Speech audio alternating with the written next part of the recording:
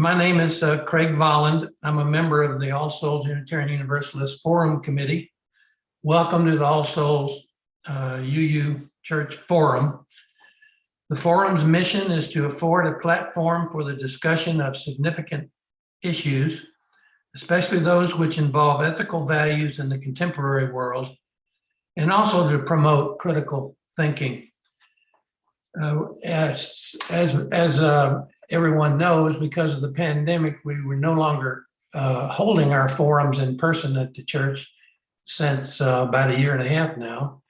So we went on Zoom, and so we try to duplicate the experience on Zoom. And I think in most cases we've been able to do that. This morning, we're really privileged to have Zack Pistora, whom I've known for 10 years. He has been he's had a very difficult job being the lobbyist in the Kansas legislature, lobbying for environmental progress. So you can imagine what kind of job that is. But he's lately also working with the National Sierra Club on promoting renewable energy and trying to hasten the shutdown of coal plants in Kansas. And then lately, because everybody wants a piece of his time, he's now interim director of the Kansas Rural Center. And that's because he's also linked to small farm. Kansas Rural Center is about sustainable farming. So he's very much related to agriculture, and his father is a pig farmer. So can't get more into ag. So take it away, Zack. Well, thank you, Craig. Appreciate it. And yeah, it's been a little bit of time since we've known each other. It's certainly been a pleasure. I tell you what, I'm very lucky to have Craig as a teammate, as a mentor. Has taught me quite a bit through the years.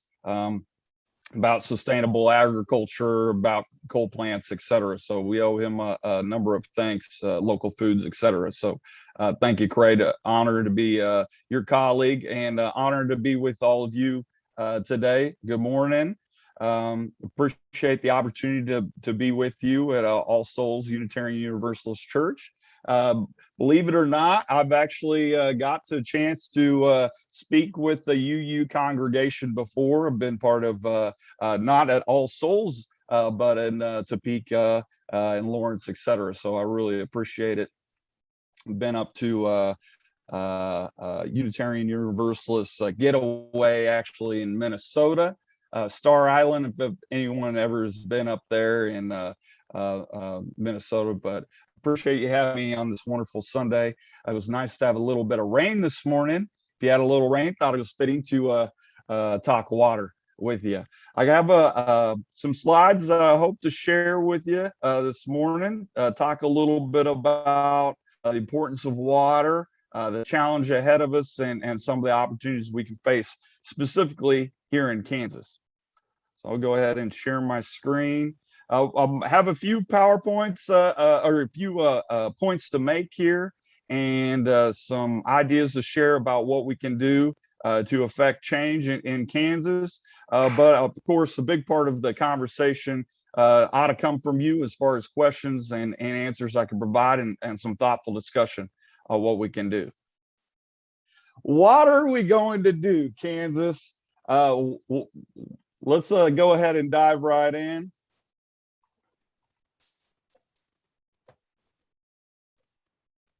How about this? Water is paramount to life. I'm wanting to think about what else is more important that we can think about than water. It's one of the basic needs. There's a beautiful picture of a little sunset, Kansas sunset, water. The dock's seen better days, looks like, but just amazing at the beauty. There's one thing I asked in the legislature is, what's the most beautiful place you ever seen? Where's it at? And let it sink in for a little bit. Ask them to think about it. I asked, is it outside? Typically the answer is yes. So what is it about water and nature that really draws us in as the aesthetic. And I think there's something innate, something really deep down within us that really connects to us. So why nature is so important? It's because we are nature. We are water. 75% of roughly the human body is actually made up of water. We drink water. We can't survive more than 3 days without water in most cases, without severe illness. Don't try it, but think about how you feel without water in our bodies. We depend on it for recreation, for inspiration. We depend on it for business.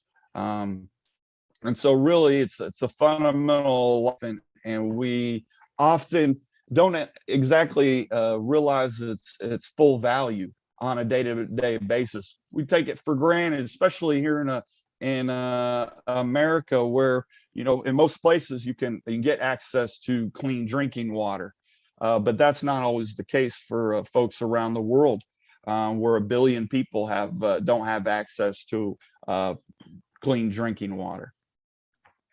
There's a picture of one of our largest bodies of water in Kansas, is the Kansas River, one of only 3 navigable, considered what are to be navigable rivers in Kansas, which means it's one of the few public access rivers across the state, or any bodies of water you can really kayak down legally. But unfortunately, water's really been compromised throughout the state. We have a problem. Let me just give you a few facts that I hope you'll be able to really take to heart. In across Kansas, we have no more than 20 years of water left remaining in certain communities. Think about that, 20 years or less of water. Some places in central Kansas have already reached a point of no return. 86% of our state stream miles, okay, so our streams, 96% of our state's lakes are impaired, either because of the use of aquatic life, recreation, or food procurement. 86% of our streams, 96% of our lakes are impaired. Over 100 of our water bodies in Kansas have been affected by harmful algal blooms. We got industrial agricultural facilities that impair our water. Water impairment by agricultural runoff is one of the chief reasons why our water is polluted across the country, according to national climate water assessments. 30% of our drinking wells in Kansas have nitrate levels greater than the maximum contaminant level for public drinking water. 30% of our domestic wells in Kansas. We have plastic just pulling out of our all sorts of water litter. This was pulled out of a nearby water source in Wichita.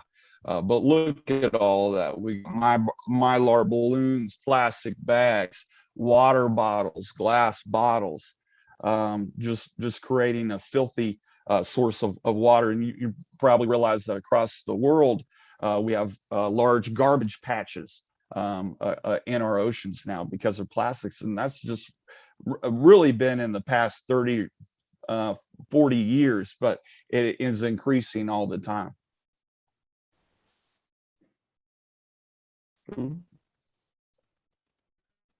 Industrial pollution. Craig knows a lot about this, but a large amount of our predatory fish in Kansas have mercury in them, and the mercury has become from industrial pollution, like coal plants.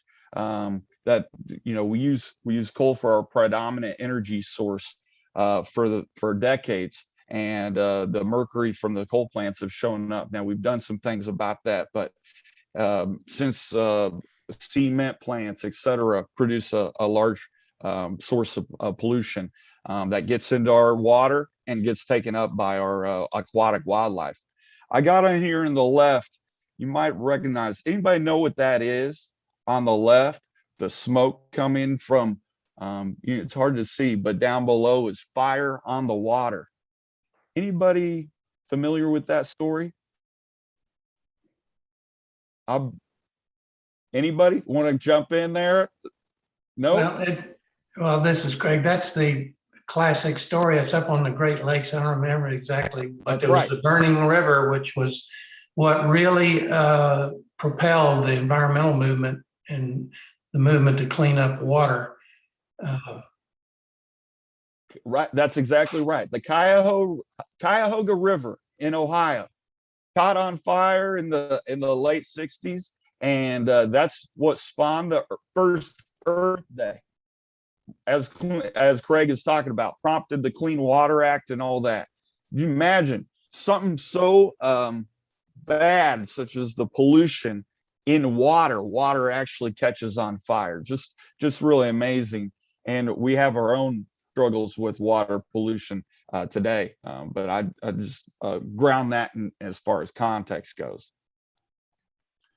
One of the biggest problems, I talked about the remaining water in western Kansas.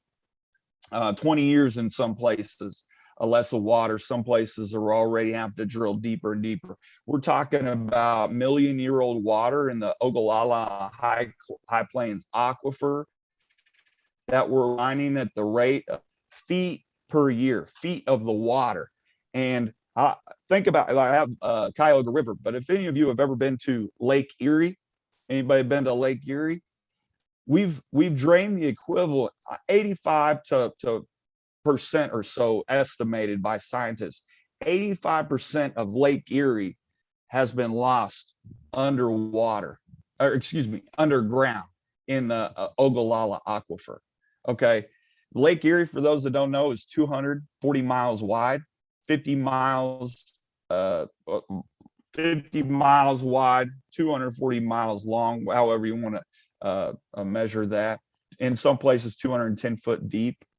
115 cubic miles of water volume. 115 cubic miles. So a mile by a mile by a mile deep in Lake Erie, and we drain 85% of it in the High Plains aquifer.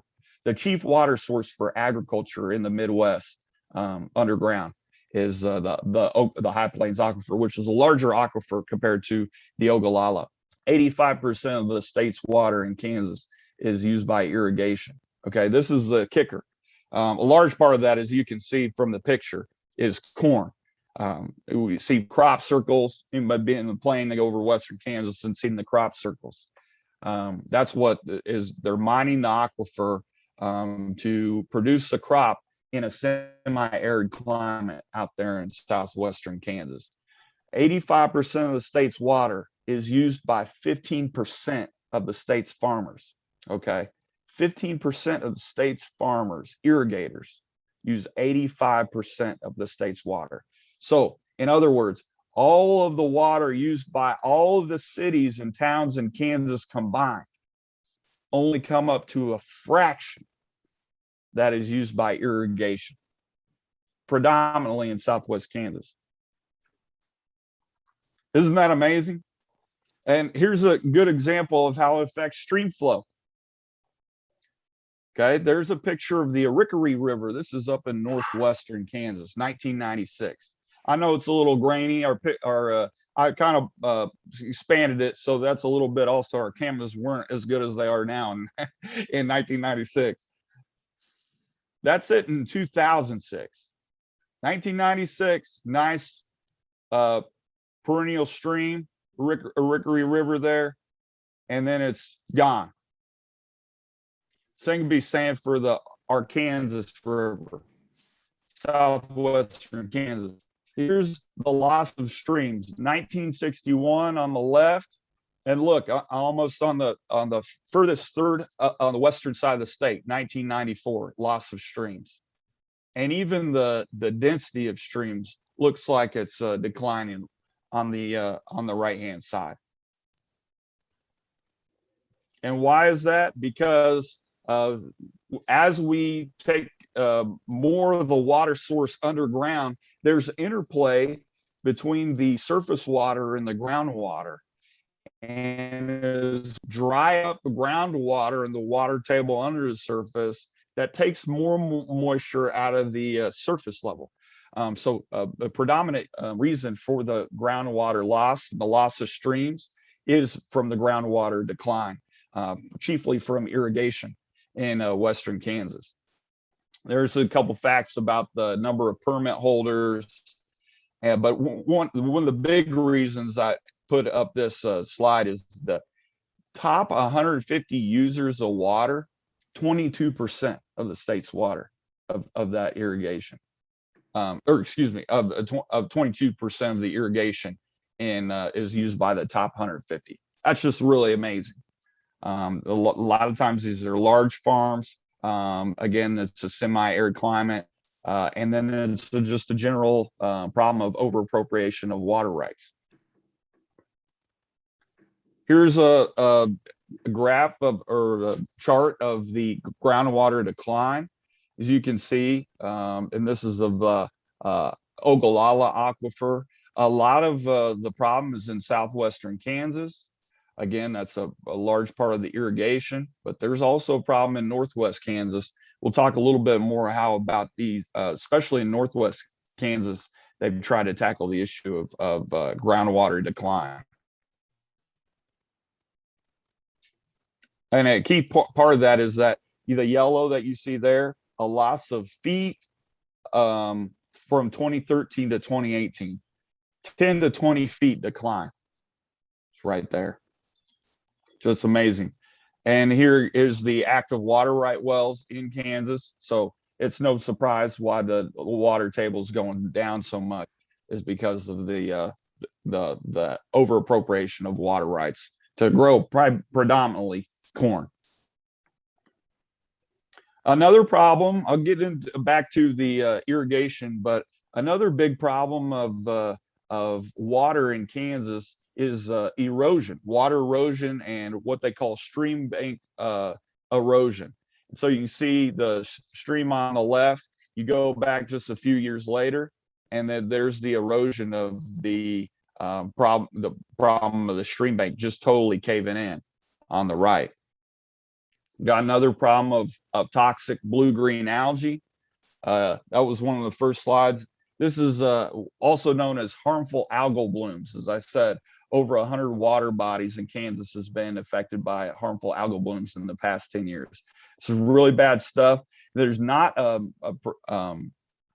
very good intelligence as far as how these things occur and why, but we do know that is a large part of it is the runoff from agriculture. Is more you have fertilizers with nitrogen levels act as algae food that feed into these water bodies, some of that. But as far as why they occur, when, how, whether it's more in predominant wet conditions or dry conditions, warm conditions, there's more science to be understood about that. But it's pretty bad.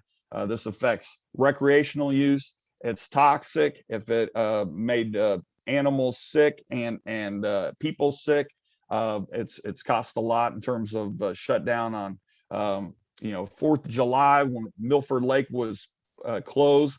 When people want to get out in the lake because of the toxic algae, just really bad for Kansas.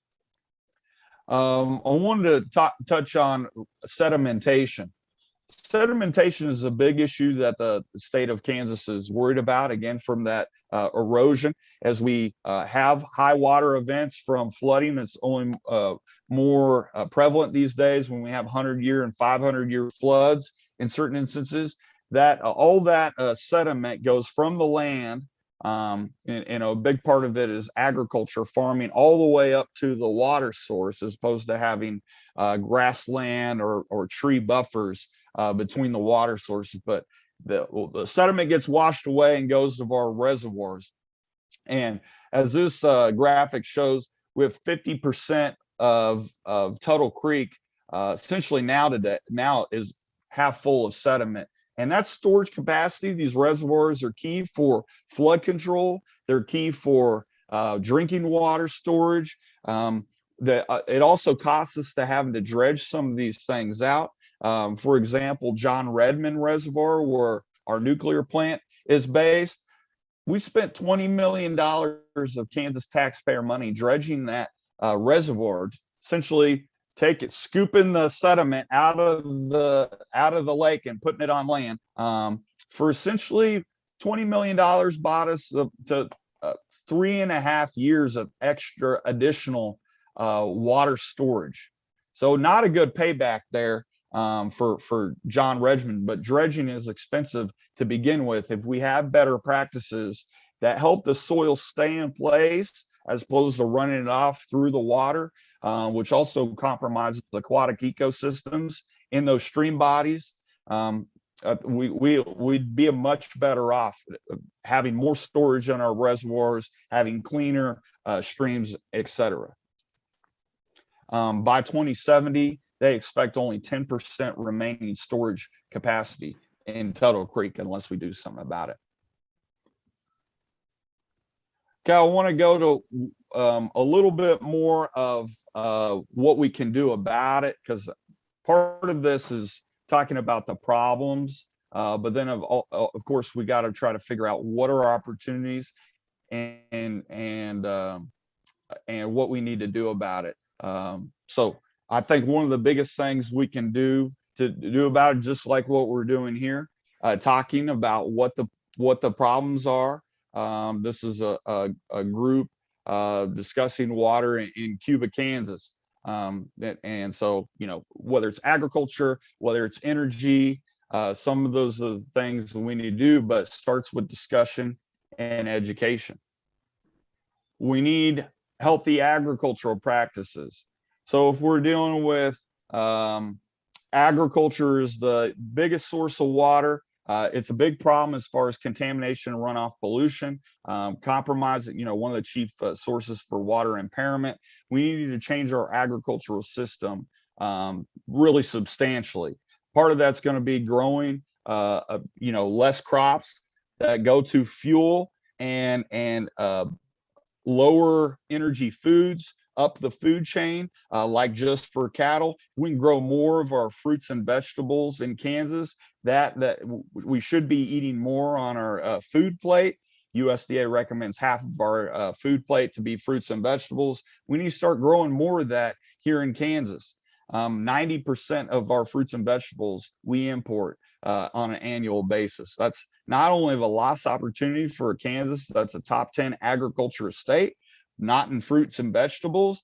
So that's lost productivity, lost job opportunity for those wanting to do farming in Kansas, but it's also a lost opportunity to actually grow foods that will matter for us, that will use less water, that we can grow with better farming practices. So that's why I put this slide up there. We need better types of agriculture. We need to regenerate the soil and use healthy soil practices. We need to use nature as a model as opposed to working against nature. We need to use as a model. And so we need to partner with nature. We need to help protect the soil by keeping ground cover on top of the crop on the land. See on the left, just totally plowing through, tilling the soil that basically scars the soil and disrupts those microorganism ecosystems. We use monoculture, and so we're only planting one crop. That doesn't do very good of water saturation. With multi-crop system, some of those things will help retain the soil, provide for a better evaporation rate, meaning it won't evaporate as much, and less soil erosion going across the land. Richard, I see your hand is raised. Get to questions here pretty soon, but you have a specific question on one of these slides particularly?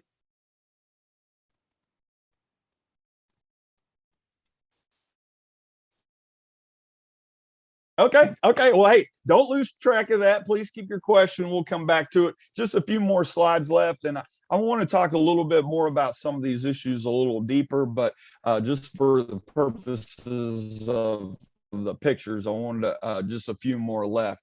But this is some of the things we talked about as far as ways we can help with the agricultural issue. Saw one of those earlier slides where all of our animals are concentrated in one area, either in barns with housing pigs or feedlots and housing cows.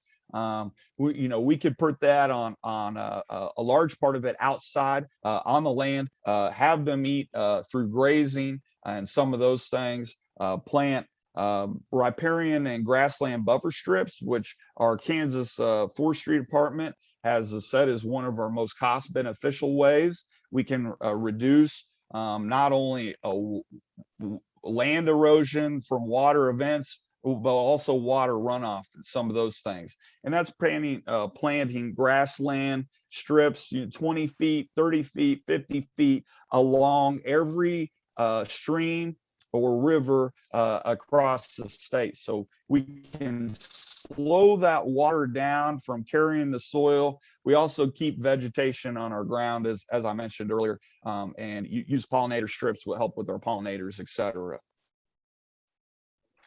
Energy, you saw this slide earlier about industrial pollution. Energy is a big part of it, and climate is a big part of the water equation. I failed to mention it earlier, but from 1980 to 2021, okay, so roughly 40 years, we had $23 billion related disasters affecting Kansas that were either drought or flooding. 6 flooding events, 17 drought events.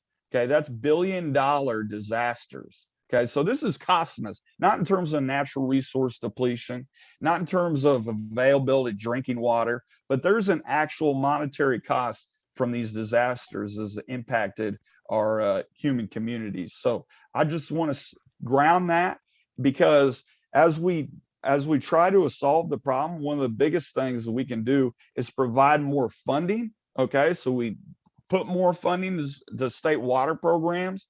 We've been chronically underfunded in state water planning and programs over the years. Last 13 years, we've lost $80 million that should have been appropriated by Kansas legislature, but didn't get to the state water plan fund as it's supposed to. So there's a lack of, in my mind, not just a lack of funding, but a lack of urgency and commitment by the state to address these issues. But getting back to waterless clean energy, there's a reason why they dredged John Redmond first, and because of the nuclear plant, because you have to have water to cool down the nuclear facility, and so that's really important. Those rods that get so hot and use the nuclear energy, we have to cool them down. Coal is the reason they're situated along our rivers, is because they essentially it's a form of power. It's just big steam power.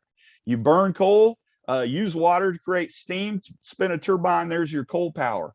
And so when we use clean energy like wind in Kansas, like solar, and we're getting to energy storage, that will cut down the water needs really important. Wind, it's been around for 20 years, and now it's the #1 source of power in Kansas, overtaking coal power that we used for decades. Was our chief power source. 80% of our power in the last 50, 75 years has been coal power, but just overtaking it, 40% wind, overtaking the coal just in 20 years time. So that's really important. We've saved so many gallons of water in doing so. So I think that's really important also for the climate change effects to use clean energy. So those are just a few things that I want to do to kind of start the discussion. I have some more information talking about irrigation. We can talk about the water impairment as far as water quality issues in Kansas, but I want to just start there with a general overview about some of the issues in Kansas and what we really need to accomplish going forward. So that's just a little bit. Didn't want to throw a whole lot to you to begin with, but hopefully that was informative, and I want to get in a little deeper conversation here with question and answer. Thank you. Thanks a lot, Zach. That was great. I love your pictures. I've always thought a picture's worth 1,000 words. So, right at this point in the proceedings, we always when we were on site, we would pass the hat. Well, here we pass the link to make a contribution to support the forum and the church. So I think we've got a little video to look at. All right, thanks for attending today. The All Souls Forum is very important to our church. It provides us a chance to discuss the significant issues that impact our community. It's also important to me personally because I get to learn about the political issues that shape our world and ask questions of our speakers. From the attempted coup on the Capitol to recycling, we discuss all of the important issues. It costs about $100 a week to produce the forum. That's less than $5 a week per person watching on an average week. Andrea, can you show us how to support the UU Forum? I'd be happy to, Richard. You can always send a check to the church. Be sure to put forum in the memo line. You'll find the address in chat, or you can find it on our website. To pay online, you can go to the All Souls website and click the big blue button, or click the link in chat.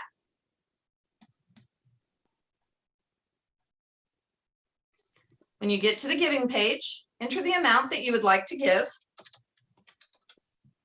On the next line, be sure to pick Give to Forum so that the money comes to support the forum.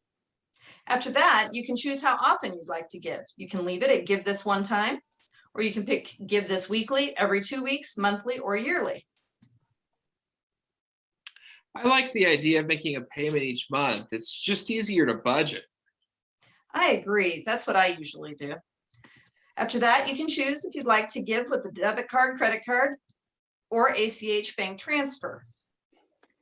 The bank transfer will ask you to enter your numbers off of your check, and it will come directly out of your checking account. Once you've chosen that, pick Continue, enter the rest of your information. Feel free to add any comments you'd like. And if you'd like to cover the processing fee, you can click the button there and then click the Give bar. Well, that seems easy enough. And let me take a moment to just say, hey, thanks to everyone making or planning on making a contribution. Now, Andrea, you keep mentioning that the links are in the chat. How do I see that? If you're on a computer, it will open to the right of the video of the speaker without blocking anything.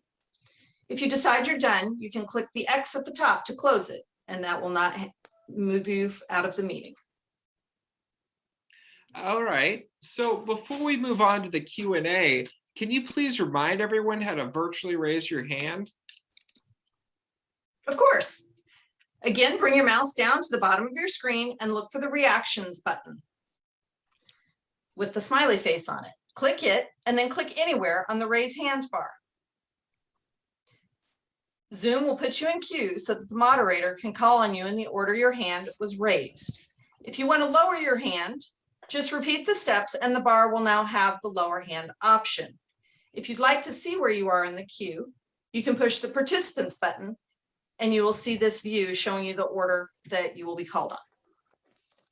And for those of you on a phone, you can push *9. Anything else I can show you guys today, Richard?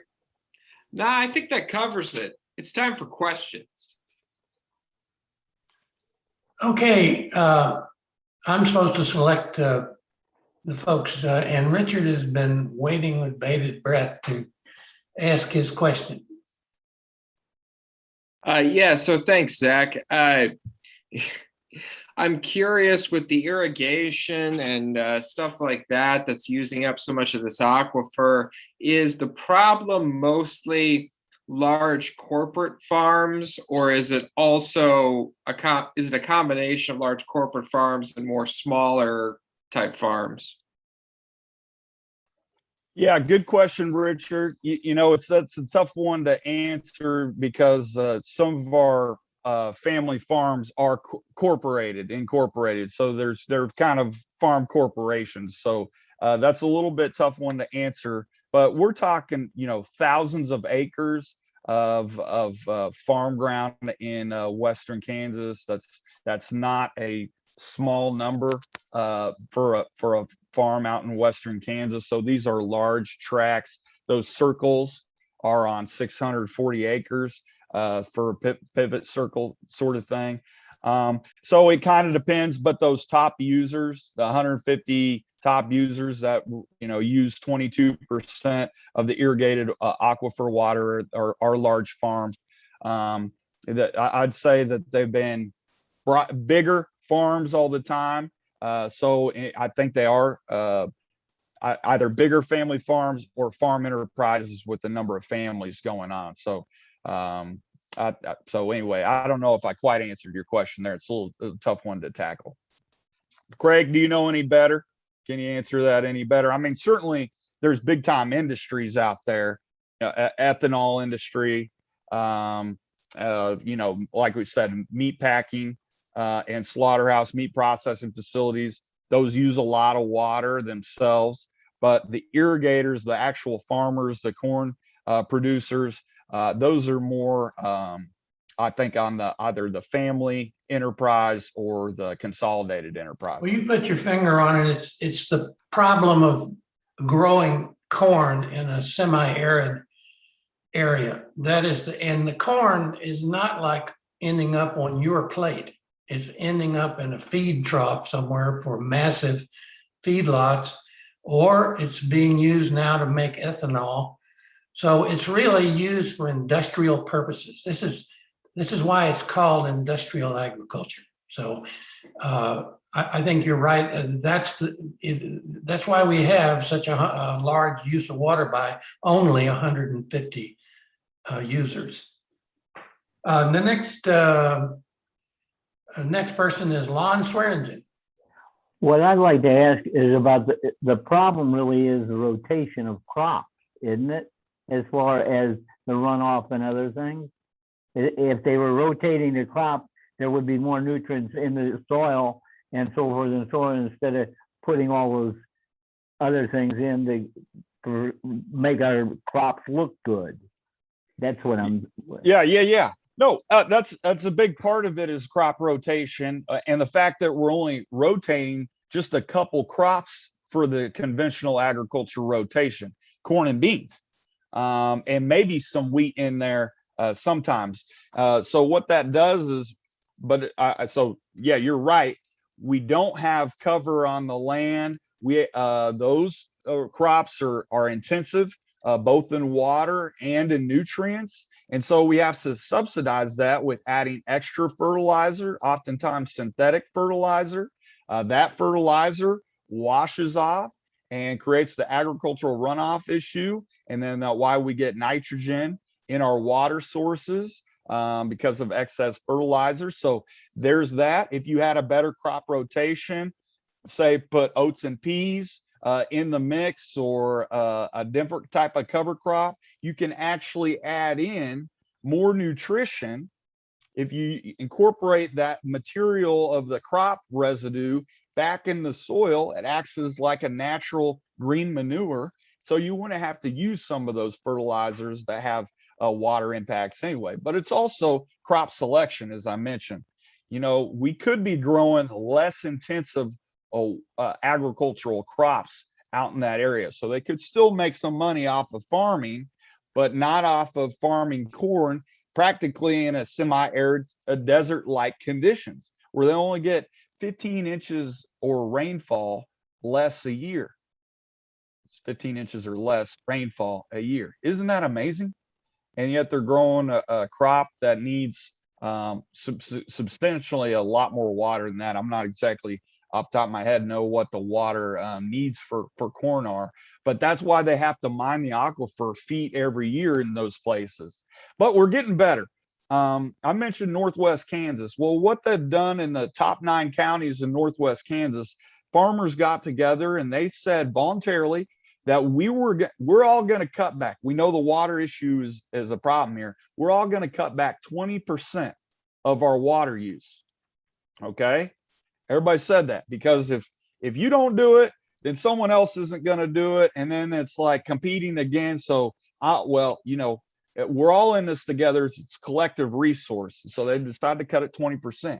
What they found was they're actually as productive growing the crops with 20% less water than if they use 20% more water. So they've grown the same amount of crops using 20% less water. Okay, so what they found was they're actually overwatering in many cases. They can tell, well, it seems dry it seems we haven't got rain, seems dry out there, but under the surface, there's water that we can test with soil moisture probes, is what they're called. So better testing. We don't have to water as much, and we still get the gain vegetable wise. They're resilient. So there's some of that, but also utilizing different practices. If we actually have more cover on the land, as opposed to having a field that's just dirt out there, we till it up, wait till next year to plant our crops. If we have cover on the land in terms of plants, then those plants actually hold in moisture, believe it or not. There's not as much evaporation of the soil. The soil doesn't get as hot. So those are just a few things. I can go on and on. I get pretty excited about this, but good question, Lon. Okay, next question, Michael Duffy.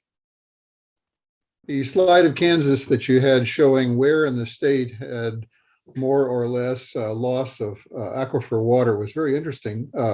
It, of course, more lost than gained, but those parts of the state that gain water, you didn't comment on. Could you go back and comment on that and say, what's going on in those areas where the aquifer is actually going up instead of down, and why is that happening? Yeah, so there is, good point. Thank you, Michael. Don't let me overlook, there's a natural recharge of the aquifer. So some places get more rain than other places. That rainwater provides water to the surface level, and those surface water bodies infiltrate the ground and interact with the groundwater table. So in some ways, there is the natural recharge that's really important. We wouldn't have as much of a problem with our groundwater supplies drying up if we utilize the natural recharge framework for using the water. So if we had a recharge of X amount, well, we could use that amount in agriculture without really having to worry too much, because it replenishes itself. So that's the first point I'd like to make. The second point is the water table moves from place to place underneath the surface too. So you can actually take up water in one place, and that could migrate water to another place. That's not quite a full dodge of your question there, but that may be impacted too. And then another way they're replenishing water sources, which is kind of interesting, is called augmentation. And that's more for surface water. But what they've been doing is taking water out of the ground for some of those streams that I saw that you saw, I showed that been drying up, to pump water in it so the streams can supply the Quivira National Wildlife Refuge, for example, because they're a water right holder, a senior water right holder, whereas some of the irrigators are junior right water holders, meaning they don't have superiority in terms of water use. So I just bring that augmentation up because that's kind of in my view, maybe others here, it's an artificial way to create more surface water by taking more groundwater resources. But that's a little bit aside the point to your question there, Michael, why we have some places, some replenishment of the water. It kind of depends on the year, whether some of those places get more water or experience declines. But in that particular chart, some of those places experience more water. So none of the explanation is better agricultural practices then? Right. Yeah, that's true. As we get better, and I didn't show a picture of it, but one of the things that they're doing on irrigation. So we need to reduce, essentially, we've overappropriated our water rights. We have thousands of water rights we've issued since the 70s. And many of those probably shouldn't have been appropriated, or we need at least to draw them back. It's a tough thing to do once you give the privilege of using water that people rely on for agriculture or whatever. It's hard to take that away, but we have to if we want to try to manage this issue better. For example, I think we should dramatically cut the water rights for fracking operations for oil and gas. One, because we have an opportunity to use other clean energy for transportation largely, or electricity, etc. But fracking brings up uses a whole bunch of water, and not just any water. A lot of times it's fresh water taking up, utilizing by pumping it in the ground, pressurizing the underground strata.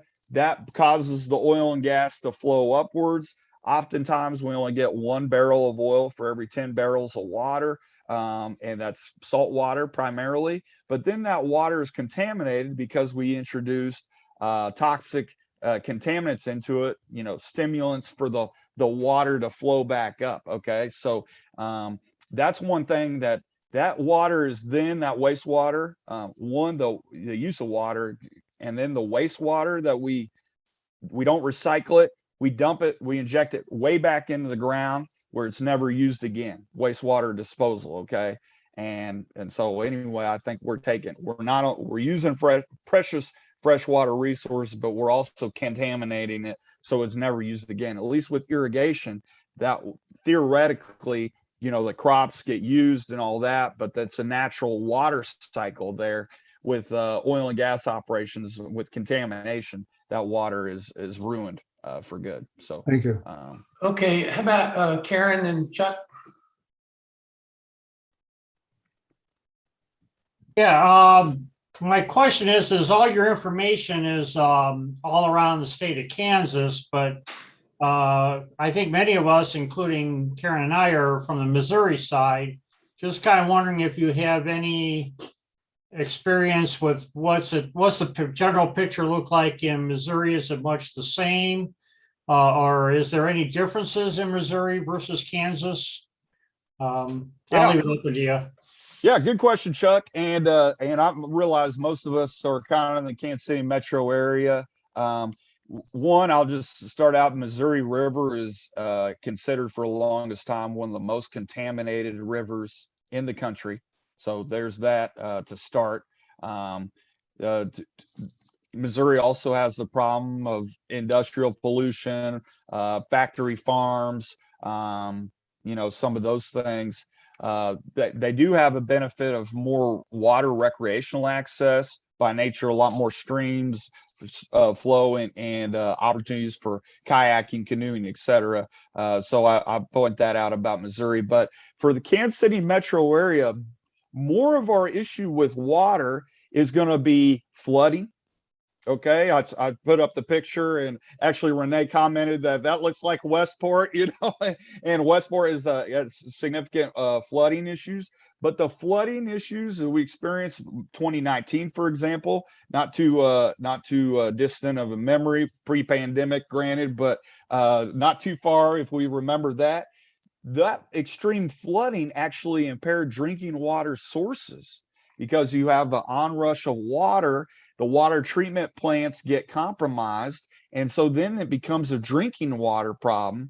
Also, severe storms when we get high winds and thunderstorms that cause power outages. Those power outages can cause problems for a water treatment plant. So then there's a resiliency issue and need for backup power.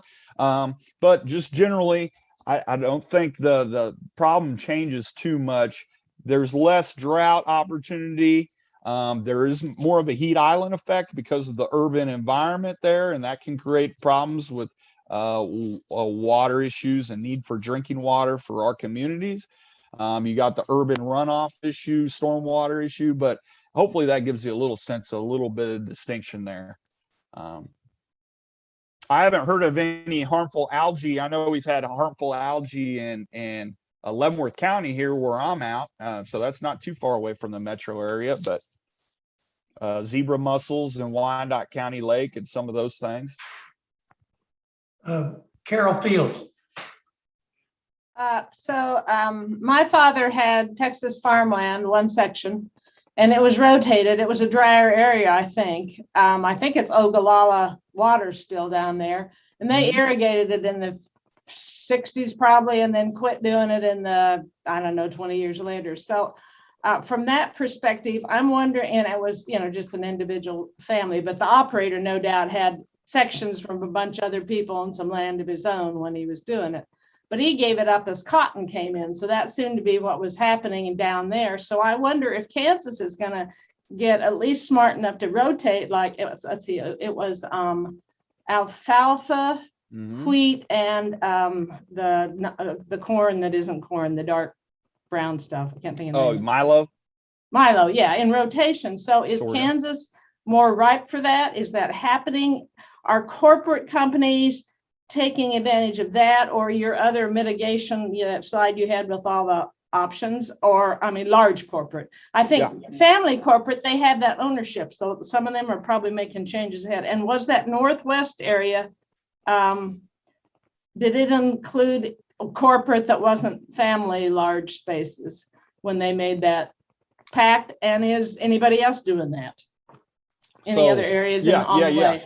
So a few points in your question there, really good points. Thank you, Carol. One, I appreciated the cotton is a growing, sorry for the pun, but it's a growing agriculture industry in Kansas. They're turning to do more cotton, particularly in South, Central, and Southwest Kansas, help save on water. Of course, using less intensive crops and better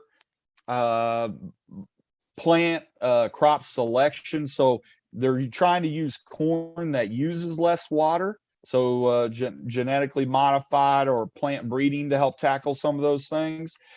Changing in, so we plant a milo crop, for example, instead of a corn crop. A number of farmers are doing that, turning to different types of crops. I know Kansas State University is studying this issue as far as crops that respond to some of our climate needs. So there's some of that. As far as my understanding goes, that there was a number of different stakeholders, farm-wise, both corporate and non-corporate, that entered into the agreement in Northwest Kansas. They're doing some of those other agreements in other places of Kansas, which is good.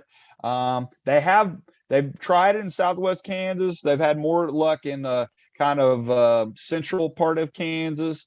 But by and large, I want to say is that those voluntary efforts, yes, if we can across the state reduce our water consumption by 20%, make a big difference. And if we do that voluntarily, by all means. But we're getting to the point where communities only have 20 years or less of water supply left, that it's costing us. I think about money and what is, we need money and what's the cost, et cetera. But what in terms of agriculture or any enterprise or any product that's made, what is the value of it in terms of water, both the use of water and the pollution of water? Okay, and we started thinking about that, then maybe we assign a higher price for that hamburger. We assign a higher price for that ethanol, or the oil and gas that comes from fracking, versus maybe methane we capture from our landfills, some of those things. So if we think about that in terms of what is the water costs or the water dollar amount, then we think about things a little bit differently. So anyway, I know I'm jumping all over the place here, but just a few of those thoughts come to mind. We're getting low on time here. I'm gonna jump in here. You pointed out that the Clean Water Act was passed in 1970, which is, 50 years ago. And yet in Kansas, 96% of our lakes and 85% of our streams are impaired for one use or another. So what is prevented, and you're ideally suited to comment on this as a lobbyist for 10 years. What do you suppose? We have an agency called Kansas Department of Health and Environment that's supposed to be enforcing the Clean Water Act. What is holding us back from improving our water in Kansas? great question, Craig. So there's not only the Kansas Department of Health and Environment that has an impact on water, but there's the Kansas Corporation Commission, which regulates our energy, okay, and oil and gas across the state. So there's that agency. You got the Kansas Water Office, which is its own independent state agency that deals with water. You got a recommended advisory council for water programs across the state, Kansas Water Authority.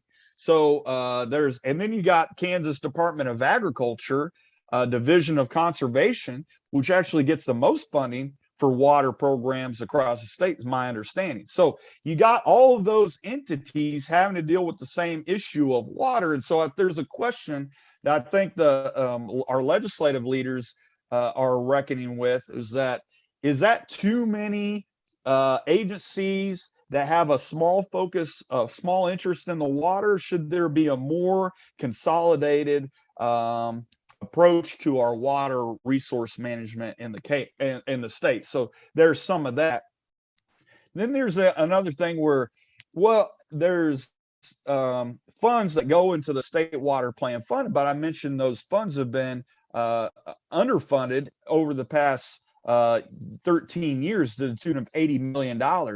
Well, without the urgency, the commitment to water resources in terms of dollars, we're not doing ourselves any favor by getting ahead of the water program, the challenges, right? So I think we need more funding. We can definitely do that. That'll be one from federal investment. Okay, we're talking about the budget reconciliation bill in Congress right now, the infrastructure plan. All of those would be good for drinking water. That they're aiming for $100 billion that could go to drinking water, and Kansas could get a piece of that pie, up to anywhere from $13 billion of that. That's be pretty substantial. Over the next 20 years, Kansas's infrastructure, drinking water infrastructure alone, is projected to be about $5 billion over in the next 20 years. Okay, so that's a large amount of money that we need for some of this. I'd say it's so. To answer your question, Craig, I think there's some interagency coordination that could really help. I think there's some commitment problems that we have. We need more commitment, not only in terms of programs and lessening some of the industrial polluters out there, the agricultural entities that are using too much water and contaminating too much of our water. If we were change our priorities and have a different tactic, more sustainable agriculture, less fossil fuel energy production, et cetera. By and large, those things would really help the water issue in Kansas. So I'd say more coordination, more funding, and better strategy going forward in our industry. Okay, thank you very much. We're going to have additional discussion after we close the recording of this here. It's about 11 o'clock. I want to mention next week, we're having Dr. Rick Randolph. He's the Senior Chief Medical Officer for Heart to Heart International, who has treated diseases like COVID for many years. And he holds a certificate in public health in the developing world. His subject is Don't Mess with Mother Nature.